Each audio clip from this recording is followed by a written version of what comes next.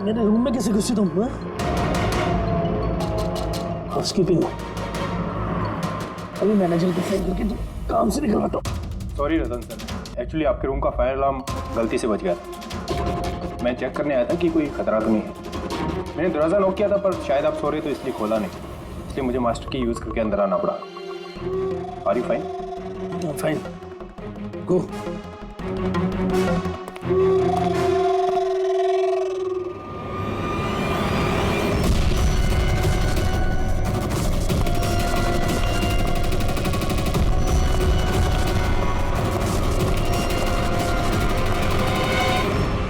सोने के बाद भी सर दर्द क्यों है? लगता है डबल शॉट कॉफी लेनी पड़ेगी। हाँ लिशा, काम हो गया। Great job. अब फटाफट वहाँ से निकलो, होटल का एक्चुअल स्टाफ 5 मिनट में वहाँ आ जाएगा। हाँ ठीक है, मैं निकलता हूँ, bye.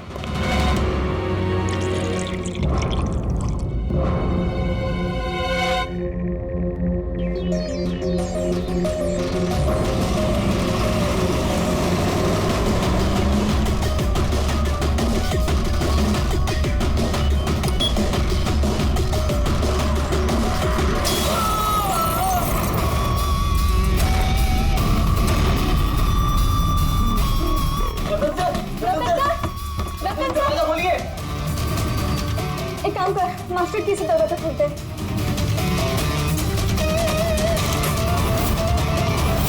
Ratan sir, Ratan sir, Ratan sir!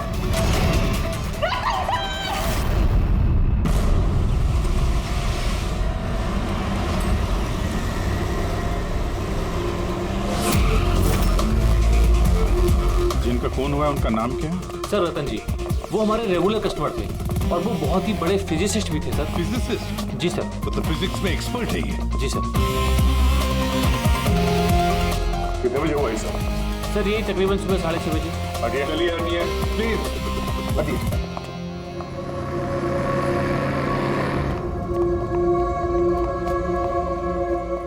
My God,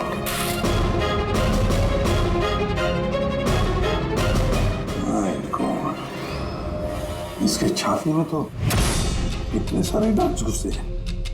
अगर इसकी मौत ये माइक्रोवेव ओवन ब्लास्ट होने की वजह से हुई है तो ये 1 2 3 4 6 डार्ट इसके शरीर में क्या कर रहे हैं?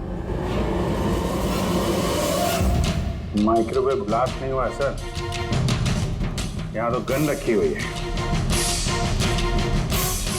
डार्ट पहले से ही गन में फिक्स थी। ऐसा लगता है इस रतन को मारने की अच्छी खासी प्लानिंग की गई है। क्यों मैनेजर साहब, पता भी है आपको क्या हो रहा है आपके होटल में? आपके होटल के गेस्ट को किसी ने मारने की प्लानिंग की, माइक्रोवेव में ये डार्ट लगाकर। सर मैं खुद सरप्राइज हूँ कि ये सब क्या हो रहा है। यहाँ तुम्हारे होटल के रूम में एक मर्डर हुआ है, इसकी जवाबदारी आपके होटल की है और आपकी। पर सर आप बताइए, हम अपने कस्टमर को क्यों मारेंगे? जोया, जोया तुम बताओ ना सर को। सर के चेक इन करने के पहले तुमने कमरा ठीक से देखा था ना?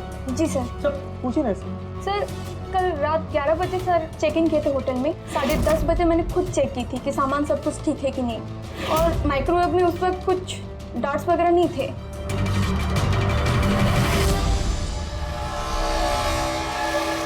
सर आधा खाया हुआ पिज्जा है सर। यार ये आपके यहाँ ये बाहर का खाना अलाउड है? सर अलाउड तो नहीं है, लेकिन रतन सर रेगुलर थे तो किसी स्टाफ ने अलाउ कर दिया होगा सर। या स्टाफ में कौन था जब ये पिज्जा कमरे के अंदर लाया गया? हा? क्या हुआ? हमारे सवाल शुरू हुए तो तुम्हारी जुबानें बंद हो गई? सीसीटीवी फुटेज देखना है हमें। रात 10:30 बजे से सुबह 6 बजे तक जो कुछ भी हुआ उन्हीं 7.5 घंटों के बीच में हुआ है।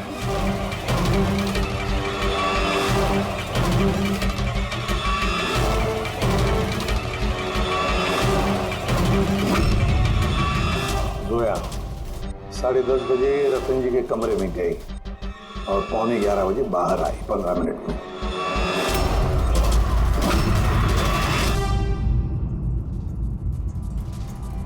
ग्यारह बज के 11 मिनट पे ये रतन कमरे में गया। फॉरवर्ड करना जरा।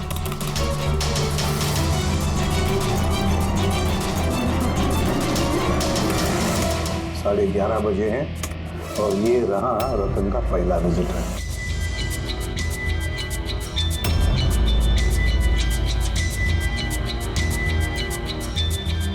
अरे 5 मिनट में बाहर भी आ गया।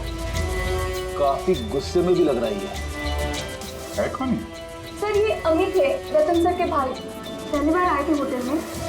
रतन जी तो मिलना भी नहीं चाहते थे इन्हें, पर इन्होंने जबरदस्ती करके रूम में घुस गए।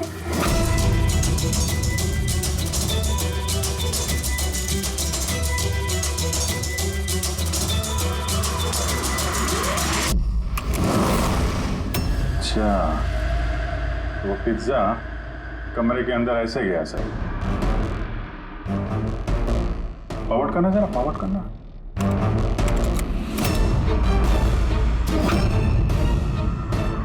ये निकली स्टॉप 2 बजे। 12:30 बजे ये अंदर जाती है पिज्जा लेके और 2 बजे बाहर आती है। कौन है ये औरत? हाँ? सर इनका नाम शमिता है। ये रतन जी की बहुत खास दोस्त है। लगभग हर वीकेंड में आते हैं उन्हें मिलने के लिए।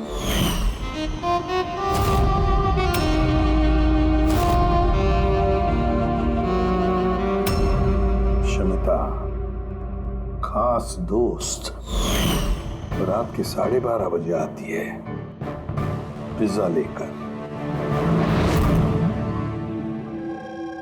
रतन को आखिरी कॉल किसी शमिता नाम की लड़की ने किया था और उससे पहले किसी अमित ने। सर। हाँ पंकज, एक सेकंड, ये पासपोर्ट देखिए सर। इस पे ये कैम्बी का वीजा लगा है। तो सर ये बॉम्बे से कैम्बी जाने का टिकट। फोटो तो उसी की है, तो नाम रतन नहीं है, दिग्विजय कुमार।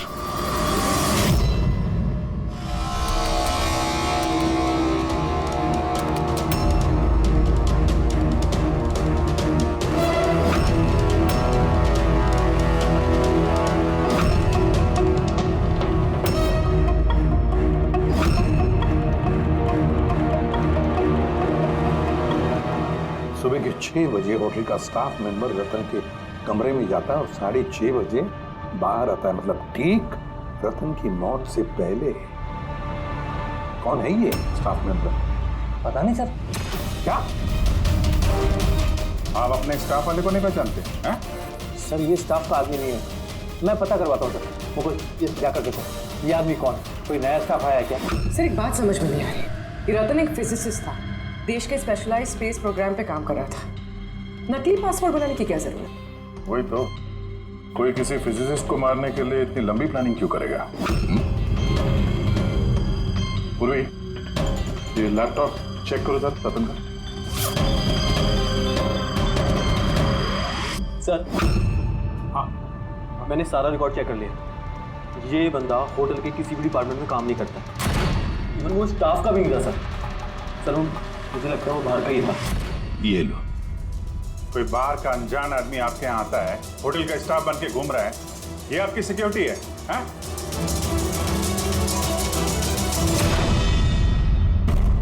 हाँ पूर्वी, कुछ मिला? हाँ सर, लैपटॉप हैक किया तो कुछ सीक्रेट फाइल्स मिली। ये कुछ खुफिया इंफॉर्मेशन है, देश की सुरक्षा से कनेक्टेड। माय गॉड, ये क्या हुआ? सर ये खुफिया इंफॉर्मेशन रतन किसी को बेचना चाह रहा था। ये देखिए, इस डील से रिलेटेड मेल्स भेजे उसने किसी को। ये देखिए, ये सारे हैं। एग्जैक्टली ये खुफिया इंफॉर्मेशन क्या है जो रतन बेचने वाला था?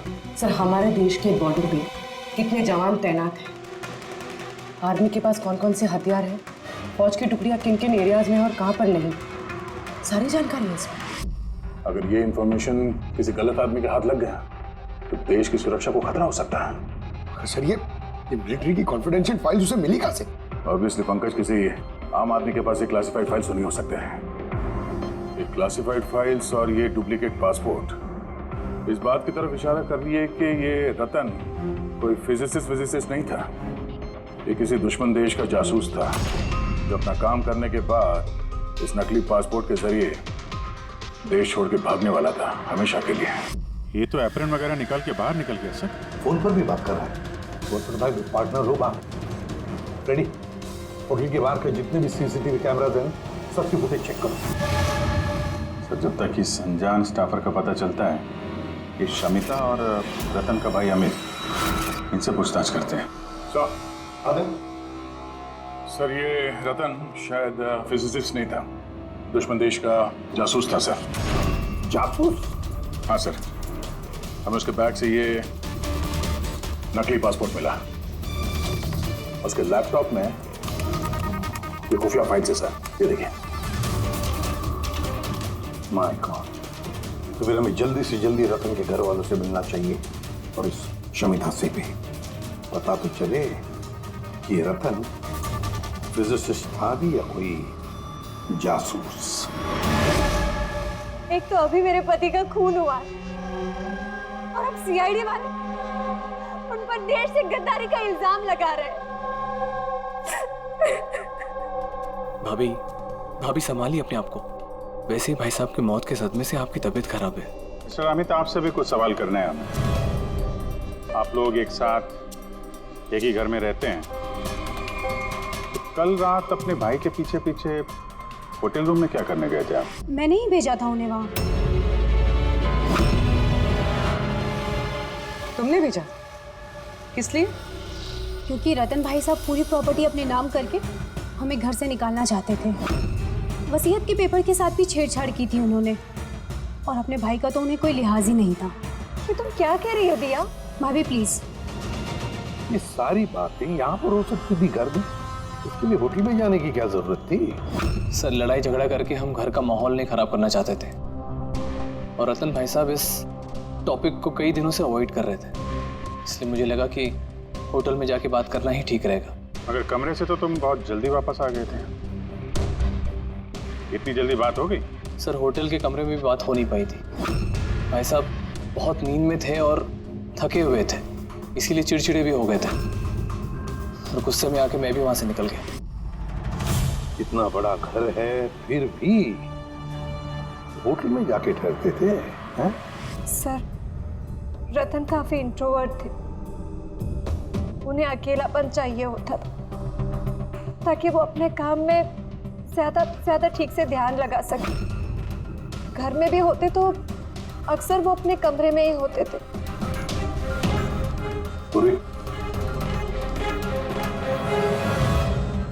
उन्हें जब कभी ज्यादा डिस्टरबेंस महसूस होता था तो वो अक्सर होटल में जाया करते थे।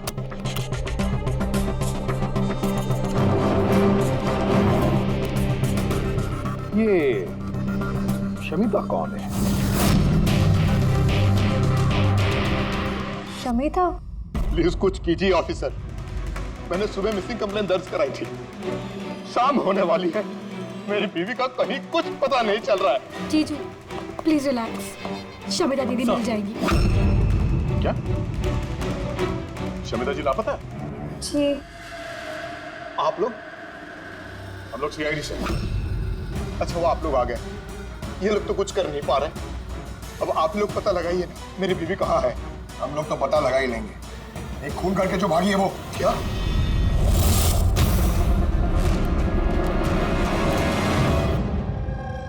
कहने के लिए तो रतन मेरे पति थे, लेकिन मैं उनके बारे में कुछ नहीं जानती थी। वो मुझसे कुछ भी शेयर नहीं करते थे। उनकी जिंदगी के हर पन्ने मेरे लिए राज से कम नहीं था। ये शमिता कौन है मैं कुछ नहीं जानती, मैंने ये नाम भी नहीं सुना। यहाँ तक कि वो क्या करते हैं, क्या काम करते हैं, मुझे कुछ नहीं पता। ये उस होटल कॉरिडोर की फुटेज। कल घर से कहाँ जाने के लिए निकली थी शमिता? अब घर से तो ऑफिस के लिए ही निकली थी, मगर ऑफिस से निकलने के बाद कहाँ गई कुछ पता नहीं चल रहा है। अच्छा कल डिनर में क्या खाया था रतन ने? प्लेन चीज पिज्जा।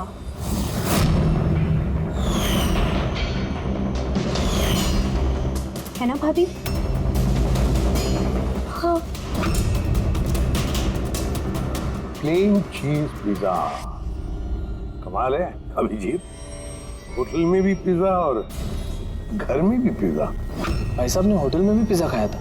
या वही पिज्जा जो शमिता लेकर आई थी। किडनैपर्स का फोन आया था? शमिता को किडनैप करना इतना आसान नहीं है। आईबी विंग में काम करती है वो, हर तरह से ट्रेंड है हर खतरे से निपटने के लिए। आईवी, आप अपने दीदी का कमरा दिखाइए जरा।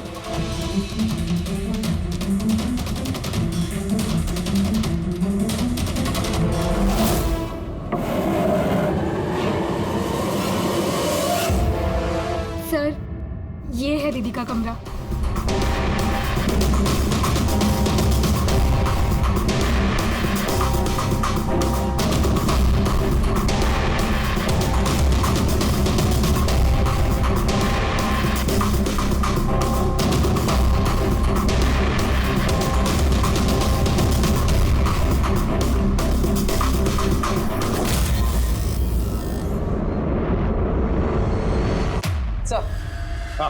सर यहाँ आइए प्लीज।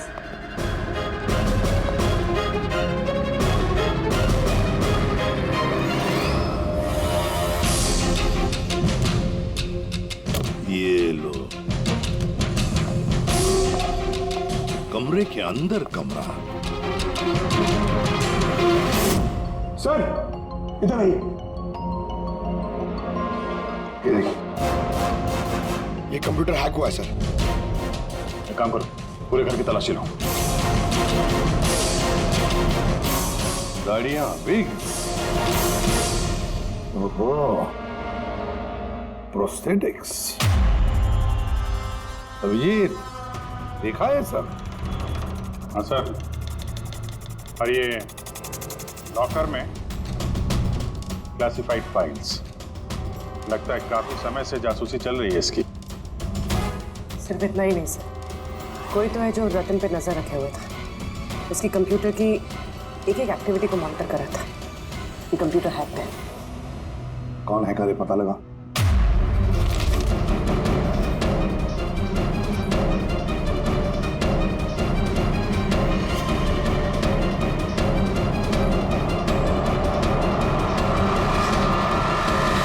अब क्या कहना है आप लोगों को इसके बारे में? एक ही छत के नीचे रहते थे आप लोग रतन के साथ, और इस बारे में आप लोगों को भनक भी नहीं? सर भनक कैसी लगती सर? रतन भाई साहब तो अपने कमरे में किसी को घुसने भी नहीं देते थे। और यहाँ तक कि सर काम वाली को भी नहीं, सफाई वगैरह भी वो खुद ही किया करते थे। फिर जसमीन जी, आपका क्या कहना है? ये तो बेडरूम के अंदर का ही तो कमरा। सर मैंने आपसे कहा ना, मुझे कुछ नहीं पता। अरे ये कब और कैसे? तो शमिता घर पे नहीं है सर, लापता है वो। आईबी ब्यूरो में काम करती है सर। हमने उसका लैपटॉप चेक किया। पूर्वी को रतन के लैपटॉप पे जो खुफिया इंफॉर्मेशन मिली थी सर, वो सारी इंफॉर्मेशन यहाँ शमिता के लैपटॉप पे भी है। ये जानकारी लीक करके देश छोड़ के भागने का इरादा था। क्या जो शमिता आईबी में नौकरी करती थी, इसका मतलब है वो देश की सारी खुफिया जानकारी उसके पास थी जो वो रतन को देती थी, और रतन ये दुश्मन देशों को दे देता था। दोनों पैसे कमा रहे थे इसके ऊपर। हाँ सर, मगर इस बार उसने डबल क्रॉस कर दिया रतन को। उसने उसे जान से मार दिया और मार के यहाँ से भाग गई। या सारे के सारे सबूत इकट्ठा करो और ब्यूरो में लेकर आओ।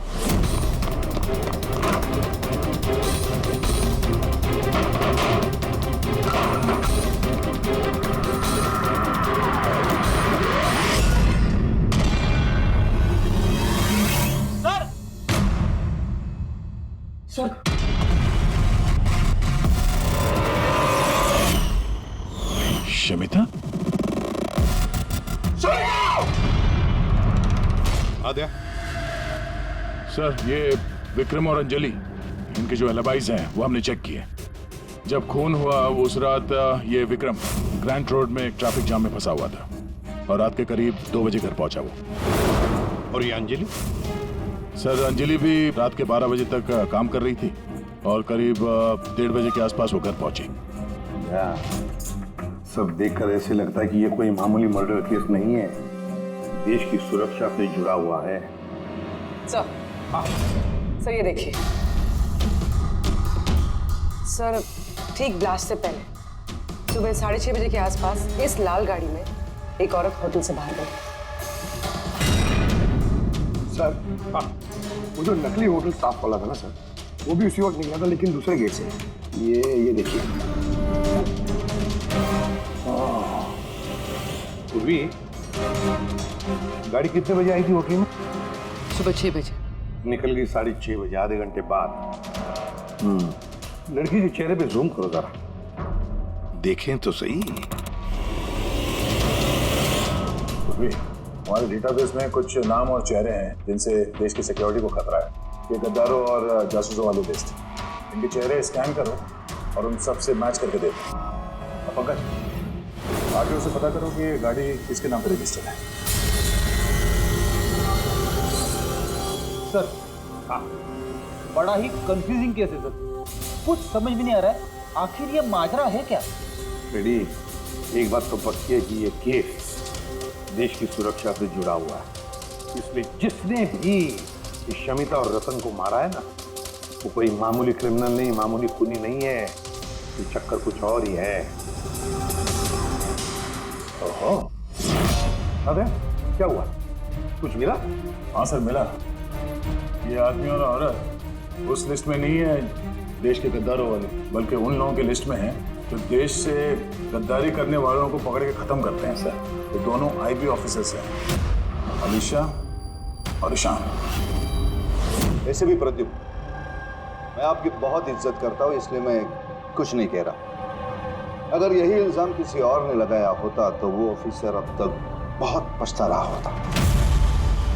शेखर जी, आप आईबी के हेड हैं, इसलिए वरना आपका ये धमकी भरा रवैया मैं भी बर्दाश्त नहीं करता। एसीपी साहब, मैं धमकी नहीं दे रहा हूं, आपके इल्जाम का जवाब दे रहा हूं। आपने बड़ी आसानी से हम पर रतन और शमिता के खून का इल्जाम लगाया है। क्या आपको लगता है कि वो देश के गद्दार थे और इसलिए हमने उनको मार डाला? मैं इल्जाम नहीं लगा रहा, मैं साफ साफ पूछ रहा हूं कि क्या जो कुछ भी हुआ वैसा ही हुआ? देखिए सर, हम लोगों को पता है कि आप लोग जानते थे कि ये दोनों देश के सुरक्षा से संबंधित कुछ खास जानकारी दुश्मनों को बेचने वाले थे। और हमें यह भी पता है शेखर जी कि जिस वक्त रतन का खून होने वाला था, उस वक्त ईशान और आलिशा वहां उस होटल में मौजूद थे। रतन का खून होने से कुछ मिनटों पहले ही ईशान रतन के कमरे में गया था। शमिता रतन के कमरे में पिज्जा लेकर गई थी, एक ऐसा पिज्जा शायद जिसमें बेहोशी की दवाई थी। हाँ? तो आप लोगों ने शायद उससे कुछ ऐसा कहा होगा कि हमारे लिए काम कर दो और रतन को मार दो, तो आप लोग उसे छोड़ दोगे। क्यों? मगर वो अलग बात है कि उससे पहले शमिता मारी गई खुद अपने ही घर में। ये सच है कि हमें शमिता और रतन के गैर कानूनी कामों के बारे में पता चल गया था और इसीलिए सिर्फ और सिर्फ हम लोग उन पर नजर रख रहे हैं। कुछ ऐसी कहानी सुनाइए शेखर जी जिस पर यकीन किया जाए। सर प्लीज, आप शेखर सर से इस तरह बात नहीं कर सकते। और तुम भी एसीपी साहब से इस तरह से बात नहीं कर सकते। Relax boys. अलीशा, तुम ही बताओ, तुम दोनों उस दिन होटल पे क्यों गए थे? सर, रतन के लैपटॉप से उन फाइल्स की कॉपी बनाने जो उसने दुश्मन देश को ईमेल कर दिया था, ताकि हमें ये पता चल सके कि हमारी कौन कौन सी खुफिया इंफॉर्मेशन उन तक पहुंच चुकी। तो अब तसल्ली हो गई आपकी? हमारा मकसद सिर्फ नजर रखना था, मारना नहीं था। हाँ, लेकिन अगर जरूरत पड़े और हमारे पास ऑर्डर्स हो तो ऐसे देश के गद्दारों को मारने के लिए हमें आपके परमिशन की जरूरत नहीं है। तो फिलहाल तो टेंशन वाली बात यह है कि जिस किसी ने उन दोनों को मारा है तो उसके हाथ देश की खुफिया जानकारी लगी होगी। वो ये जानकारी जिसे मर्जी दे सकता है, दुश्मनों को, आतंकवादियों को या किसी और को भी।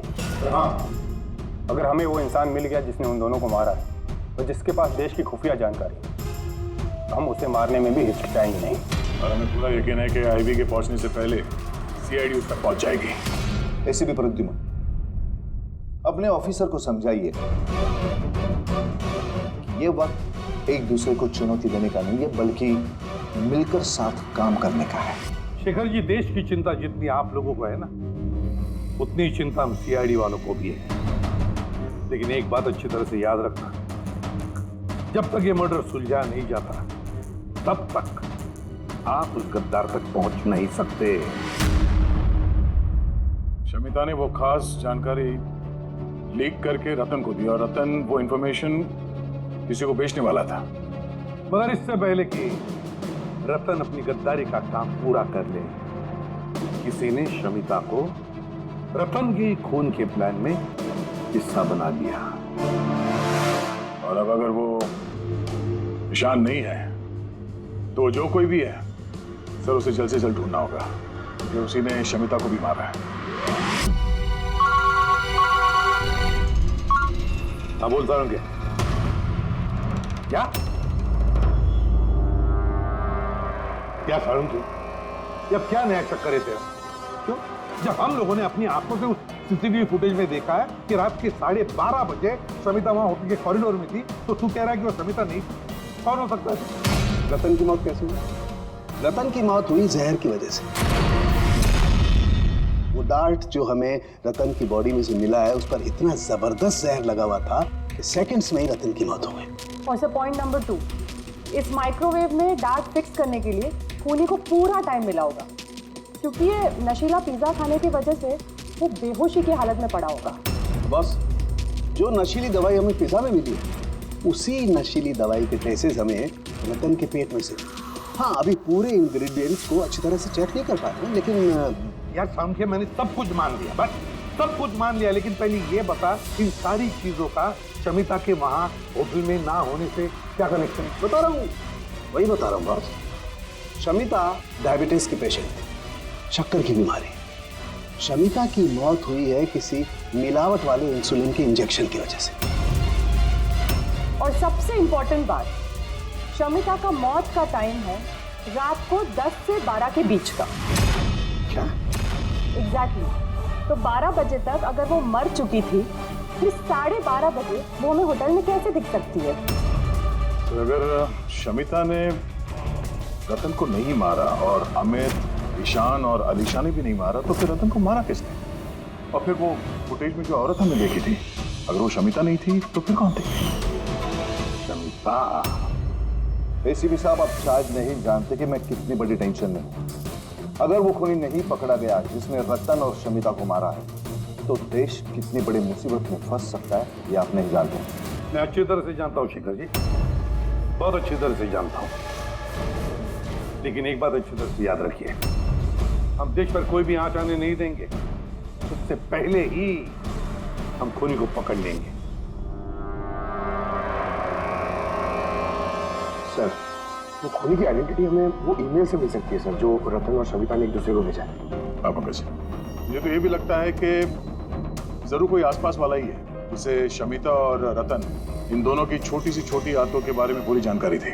हाँ सर, जैसे कि सुबह उठते ही रतन का माइक्रोवेव में कॉफी बनाना और शमिता को इंसुलिन के इंजेक्शन पहुंचा देना, वो तो कोई पास वाला ही आदमी कर सकता है। अब उन्हीं को ये भी पता था कि ये अंजलि और विक्रम रात 1 बजे से पहले घर आने वाले नहीं है। आखिर खूनी कौन हो सकता है सर? सर, एक बात समझ में नहीं आ रही सर।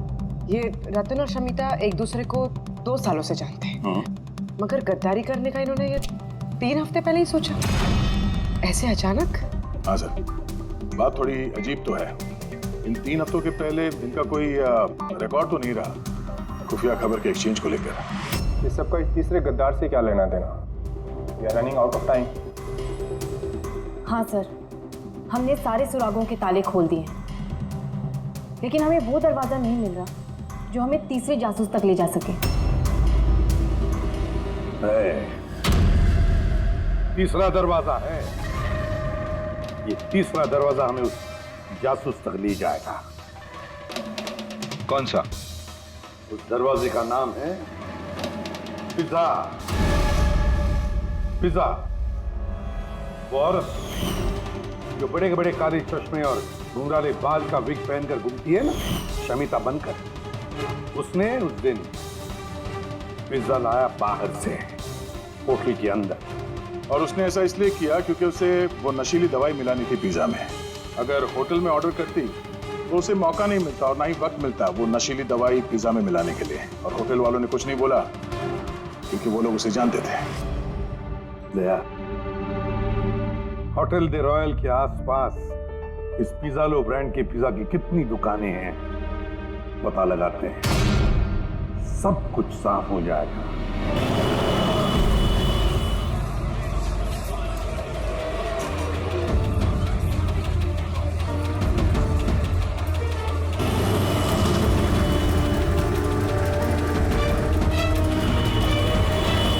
हाँ सर, कल रात 12:15 बजे कोई तो आया था पिज्जा लेने, लेकिन वो कोई लड़की नहीं बल्कि एक लड़का था।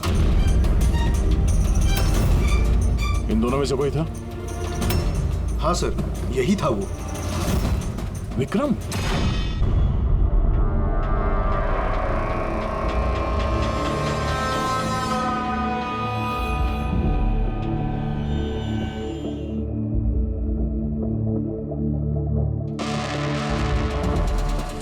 चक्कर क्या है? अरिका, एक मिनट आओ। यस। अरिका, ये दोनों स्लाइड्स में पिज्जा के सैंपल्स हैं। इसमें वो है जो हमने उसके पेट में से निकाला है। दूसरा ये पिज्जा का वो टुकड़ा है जो एक्चुअल है, जो टेबल पे रखा हुआ था। जरा देखो दोनों। सर इट्स ऑब्वियस ना कि यही वाला पिज्जा खा के रतन वो बेहोशी वाले दिन सोया था। इसमें देखना क्या है? Do you think I am a fool?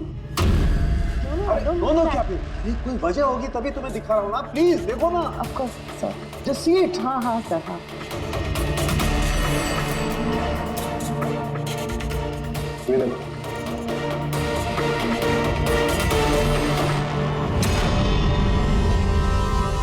क्या?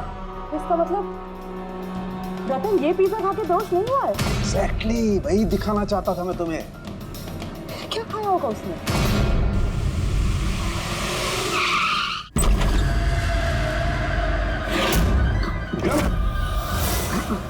विक्रम, उसे क्या हो? जल्दी एम्बुलेंस को फोन करो।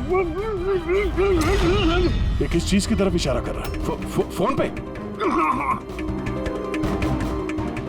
हाँ, क्या है इस फोन? 5 मिनट में एम्बुलेंस आ रही है। गुड। सुनीता और रतन सामने फोटो देखी तो लग रहा है कि एक दूसरे को बहुत प्यार करते हैं। 1 महीने पुरानी फोटो। दोनों प्यार करते थे या जासूस थे?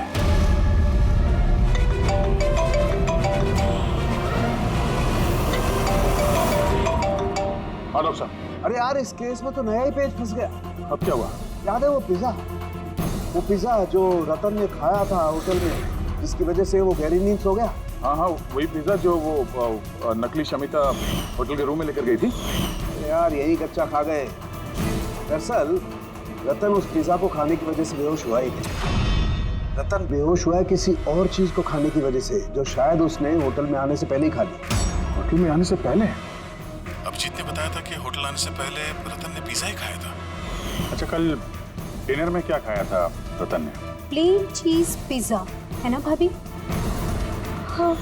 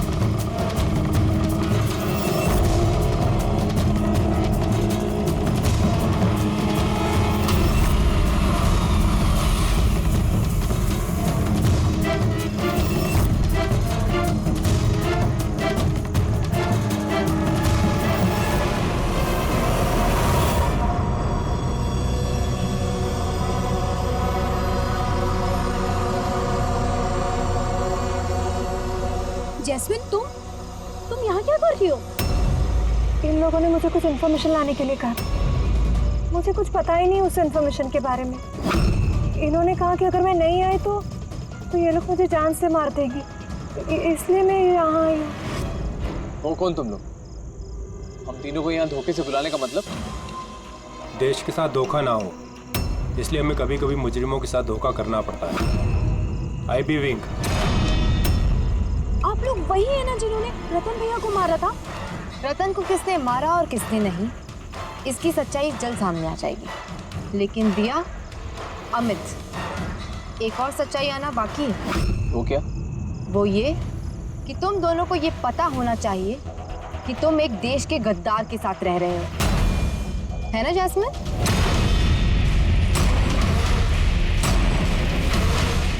वो नॉनसेंस! तुम लोग मुझे देश का गद्दार कह रहे हो? रतन को बेहोशी वाला खाना तुमने खिलाया था ना, जिसकी वजह से उसकी बाद में मौत हो गई। अब तुम्हारी भलाई इसी में है कि तुम जल्दी से अपना जुर्म कबूल कर लो। क्या कह रहे हो तुम लोग? मैंने तो कुछ नहीं किया है। कौन सी बेहोशी वाली दवाई? मैं अपने पति को क्यों मारूंगी? हाँ, क्यों उसे बेहोशी वाली दवाई दूंगी? अमित, तुम चुप क्यों? हाँ, तुम उस दिन मेरे साथ थे ना जब मैंने रतन को खाना दिया था। तो फिर तुम कुछ क्यों नहीं बोल रहे? चुप क्यों? कुछ तो बोलो ना। सारी कोशिशें बेकार है जस्मीन। अपने देवर भैया के मुंह से सच उगलवाने की कोशिश मत करना, क्योंकि ये अपना मुंह खोलेगा ही नहीं। ये सारा किया धरा इसी का है। विक्रम को जानते हो? कौन विक्रम?